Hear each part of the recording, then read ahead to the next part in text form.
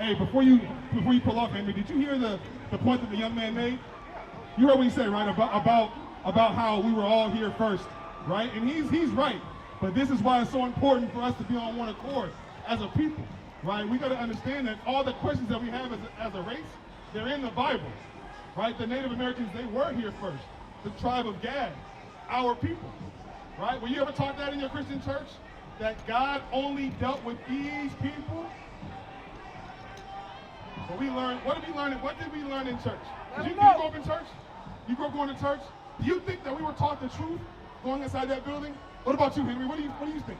Officer, what do you think, Henry? We weren't. You never believed in all of it, right? Give me Romans 10, verse 1. So check this out, right? There's some things that we got to gain an understanding. What you know about what? The 12 tribes of Israel, which are us today, the blacks, Hispanics, and Native Americans. They separated us. They told us that we were Gentiles. They told us that God loves everybody. They told us to basically say it's okay to sin. They made up religions. Very good. You spot on, bro. Read that. Romans 10:1. Brethren, my heart desire and prayer to God for Israel is. For who?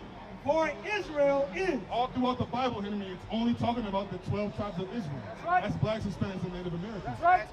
I got you, but let me finish this and I want to hear your question, okay? That they might be saved. Salvation is for the children of Israel. Read. For I bear them record. This is what Paul wrote down about black and Hispanic people, right? Read. That they have a zeal of God. They have a zeal of God. You know what that means to have a zeal of God? That means you believe in God. To have a zeal means we believe in God. You believe in a God, yeah? You believe in a God? Sister, you believe in a God? We have a zeal of God, right? We have a passion for God. People put things on God all the time. You hear it, right? Read. But not according to knowledge. But what? Not according to knowledge. We believe in God, but we don't know anything. We don't have the knowledge of God. That's why a lot of our people go to church and they believe a lie. They have a zeal of God, but they don't understand that there's knowledge in the Bible that they're not applying. They believe the programming. The programming is what's got us all messed up. Because let me ask you, Henry, you grew up being Catholic, right?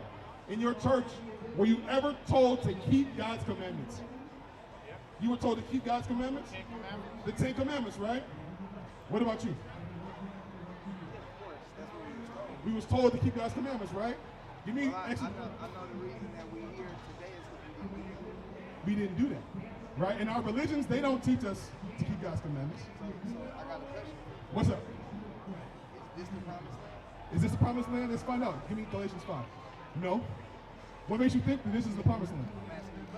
It's definitely not, right? I'm gonna show you what the promised land is in the Bible, okay? Work it out. Right, because that's a good question, right? You ever heard that song, Swing Low, Sweet Chariot, Coming For You, Carry Me Home? Well, this is 426. You ever heard that song before? So that song is talking about us going home, right? Where we actually come from. The promised land is in Jerusalem. Check this out. Galatians chapter 4 and verse 26. But Jerusalem, which is above, is free, which is the mother of us all. Jerusalem is the motherland. That's where we came from as a people, right? So when you read about the 12 tribes of Israel, at one point in time, under King David, under King Solomon, we ruled in Israel.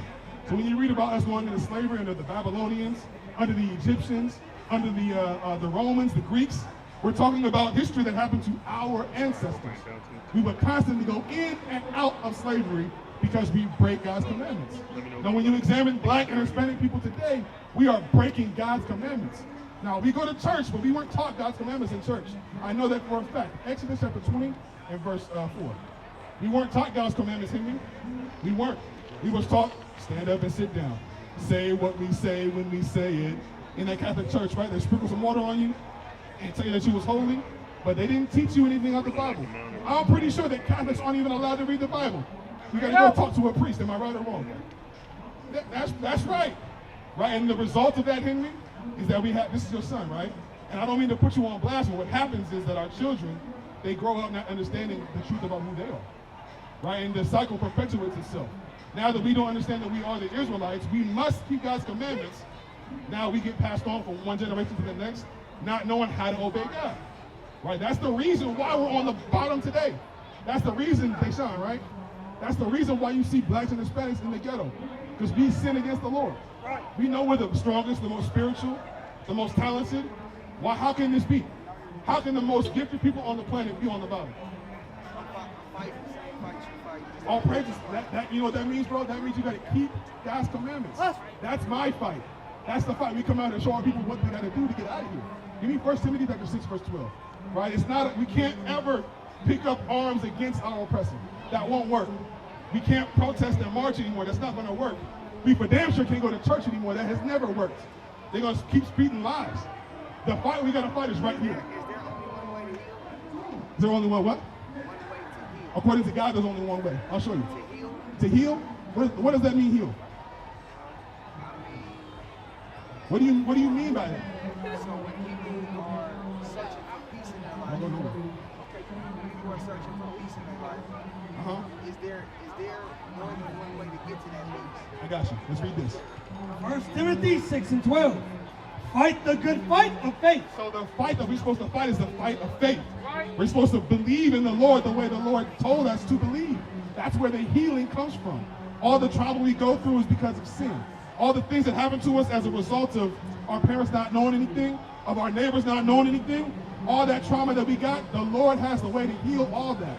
But it starts from your own understanding. We read it earlier that the kingdom of heaven is within you. Give me Sirach 30 in verse 23. The kingdom of God is within you. The medicine that the black and Hispanic man need to heal is right here. When you apply what God has written down for you, your circumstances will change.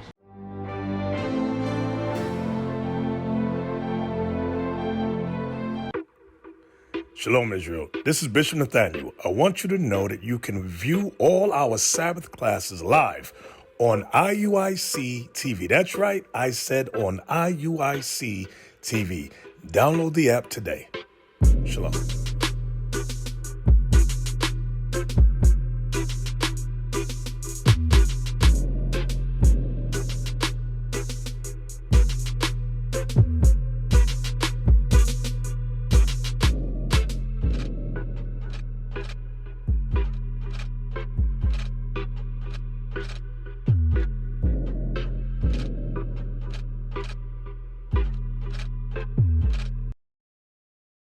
Our conditions as a people, they change. This is why they fight so hard to keep us in sin, to keep us from going against what God had to say in the first place. Read that. Ecclesiasticus 30 and verse 23. Love thine own soul. What does God say? Love thine own soul. Hey, Sean, what did he say right here? What did God just say? You got to love your soul. You got to show some love to your own soul. Read. And comfort thy heart. And comfort your heart. When it says heart, it's talking about your mind. And when you look at the black and Hispanic community, a lot of times we suffer from mental illness. A lot of times we suffer from abuse. And we mask it with what? Drugs, alcohol, abusing women, machismo, right? These are some of the problems that stem from sin. Now we're not a religious organization at all. What we're trying to show you is that your heritage is in the Holy Bible. And you coming back to it is what's going to heal our people. First Maccabees chapter 1. So you're saying that somebody with mental illness just has to study the word. Wisdom of Solomon 6 and 12, that's a good one. Exactly what it says, regardless of what they're going through their head. Now I'm not gonna say all that. No. Because I'm not saying that. No. Because if you send somebody on their way with a Bible and tell them to comprehend that, they're not you. Okay. So That's not what I said though, bro. I never said all you gotta do is read the Bible. Of course you should not ignore your position. If you got a doctor giving you medicine, bro, do what the doctor's telling you to do. But then that's where I beg to differ with you and do what the doctor tells you to do. Because there's holistic ways of medicine that come directly from the Of course there are. And that's what I do. Okay. We're not mad at that. We're not mad at that, bro. All praise to the Most High. And I'm not mad at you for doing what you're doing. But like I said, we're fighting the same fight when I practiced my statement earlier. Okay. We're fighting the same Don't fight. Henry, don't leave. Don't leave. And you get back to the book on me. Because we going back to the book because this is and I believe in the book. Okay. But I was trying to have a conversation. I got you, bro. We having a dialogue for sure. Yeah. Hey, so you said something about peace and healing, right? Give me Psalm 119, verse 160. Is it 160 or 160, right? I think it's 160. You want peace in your life, Henry? Right? You want peace for your people? You right here, bro. You want peace? You want peace, right? For your people, for yourself, right? Where is it at? That's not it? Psalms 119, verse 160. Where is it at? 161. Come on. Psalms 119 and verse 165. Great peace. What? Great peace. Great peace. We want peace, right? We scream it out in the streets, no justice, no peace. If you want peace, Have they which love thy law. do what? Which love thy law. So what's going to bring us true peace? Great peace have they which love thy law. Bruh, the one true peace spiritually for us as a people was going to come by us applying God's laws. What is a nation? Nation is family. Nation is community. Nation is men leading by example. Nation is women's support.